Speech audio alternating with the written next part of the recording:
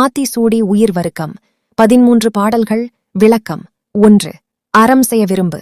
பொருள்: எப்போதும் நல்ல செயல்களைச் செய்ய விருப்பம் கொள்ள வேண்டும். விளக்கம். பிறருக்கு உதவுவது, உண்மையாக நடப்பது, நல்ல மனதுடன் வாழ்வது அனைத்தும் ஆரம். மனிதனின் உண்மையான செல்வம் அவன் செய்யும் நற்செயல்களே. 2. ஆறுவது சினம். பொருள்: கோபம் வந்தாலும் அதை விரைவில் அடக்க வேண்டும். விளக்கம். கோபத்தில் பேசும் ஒரு வார்த்தை ஆயுள் முழுவதும் வருத்தத்தை தரலாம். அமைதியாக இருப்பதே அறிவின் அடையாளம். 3. இயல்வது கரவேல். பொருள்: உன்னால் முடிந்த உதவியை மறுக்காதே. விளக்கம். பணம் மட்டுமல்ல, நல்ல வார்த்தை, நேரம், அறிவு, அன்பு இவையும் உதவிதான். 4. ஈவது விலக்கேல். பொருள்: தானம் செய்வதை தவிர்க்காதே. விளக்கம்.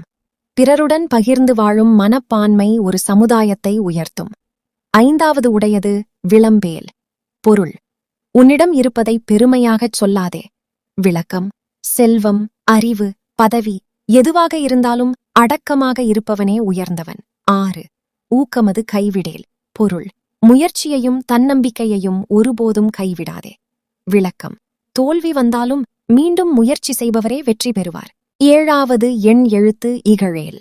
பொருள்: கல்வியையும் கணிதத்தையும் அலட்சியம் செய்யாதே. விளக்கம். எழுத்தறிவும் கணக்கறிவும் வாழ்க்கையின் 2 கண்கள். 8. ஏற்பது இகழ்ச்சி. பொருள்: எப்போதும் பிறரிடம் கை நீட்டி வாழ்வது பெருமை அல்ல. விளக்கம். தன்னம்பிக்கையுடன் உழைத்து வாழ்வதே மனிதனின் மரியாதை. 9. ஐயம் இட்டு உண். பொருள்: உண்பதற்கு முன் தேவைப்படுபவர்களுடன் பகிர்ந்து கொள். விளக்கம். பசி தீர்ப்பது மிகப்பெரிய அறமாக கருதப்படுகிறது. 10. ஒப்புரவு ஒழுகு. பொருள்: அனைவரிடமும் ஒற்றுமையுடனும் அன்புடனும் நடந்து கொள். விளக்கம். ஒற்றுமை உள்ள இடத்தில் அமைதியும் வளர்ச்சியும் இருக்கும். 11.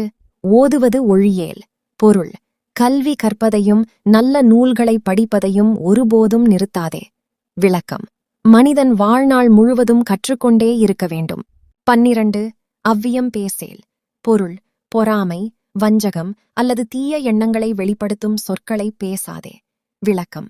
பிறருடைய வளர்ச்சியைக் கண்டு பொறாமைப்படுவது மனிதனை முன்னேற்றாது. 13. அஹ்கம் சுருக்கேல். பொருள்: அளந்து கொடுக்கும்போது குறைத்துக் கொடுக்காதே. நேர்மையுடன் நடந்து கொள். விளக்கம்.